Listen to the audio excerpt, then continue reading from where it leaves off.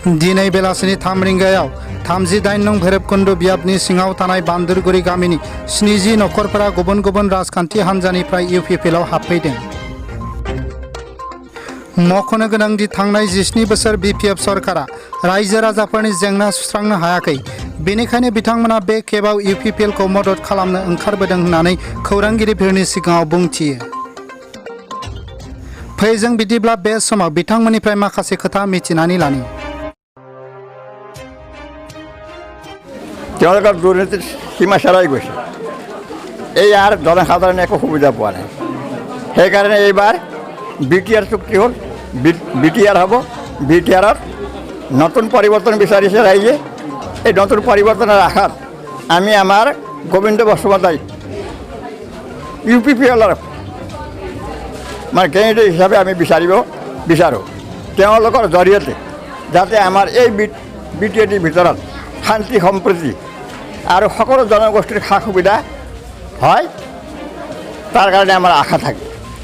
তেওঁলোকে আমি অনুৰোধ কৰোঁ যে বিপিএফৰ দিনত যেনেকৈ ভিচি তেওঁলোকে চিলেক্টেড কৰিছিল, কিন্তু আমি এই নতুন ইউপিএল যিটো চৰকাৰ হ'ব, তেওঁলোকক আমি এই বস্তুটো চিলেকশ্যন নকৰি ইলেকশ্যনৰ যোগেদি মানে ভিচি গঠন কৰিবৰ কাৰণে আমাৰ অনুৰোধ থাকে। এইখিনি সুবিধা হ'লে আমাৰ নিশ্চয় জনসাধাৰণৰ সুবিধা হ'ব। প্ৰত্যেক কমিউনিটিৰ মানুহে ইয়াত প্ৰতিনিধিত্ব কৰাৰ কাৰণে সুবিধা পাব। আৰু ইয়াত মাটি বাৰীৰ কথা আছে যে আমাৰ বৰ্তমান যিটো বিটিআৰ হ'বলৈ গৈ আছে বা ইলেকশ্যন হ'বলৈ গৈ আছে, তাত ইউপিপিএলে মানে জনসাধাৰণৰ সকলো কমিউনিটিৰ মাটি বাৰীৰ ক্ষেত্ৰত তেওঁলোকে পট্টাপট্টন দিয়াৰ কাৰণে তেওঁলোকে ব্যৱস্থা লৈছে। তাত আমি নিশ্চয় সুখী হৈছোঁ। আৰু আমি গোবিন্দক বিশেষকৈ আমাৰ অঞ্চলৰ উদীয়মান ল'ৰাই বুলি কওঁ, মোৰ বয়সত ল'ৰাই হয়। গতিকে আমি এই ভৈৰৱকুণ্ড সমষ্টিৰ পৰা প্ৰাৰ্থী হিচাপে যদি তেওঁ থিয় দিছে, তেখেতক আমি জয়যুক্ত কৰাৰ কাৰণে আমি সকলো ৰাইজকে অনুৰোধ কৰিলোঁ। যেহেতু আমি আগতে 17 বছৰ বিপিএফক জিকাইছোঁ, কিন্তু আমাৰ ইয়াত একো ৰাস্তা ঘাটৰ একো উন্নতি হোৱা নাই। গতিকে এইবাৰ আমি গোবিন্দ ছাৰক জিকাম বুলি উদ্দেশ্য লৈ আমি ইয়াত সমাবেত হৈছোঁ। গতিকে আমি এইবাৰ জিকামেই। ধন্যবাদ।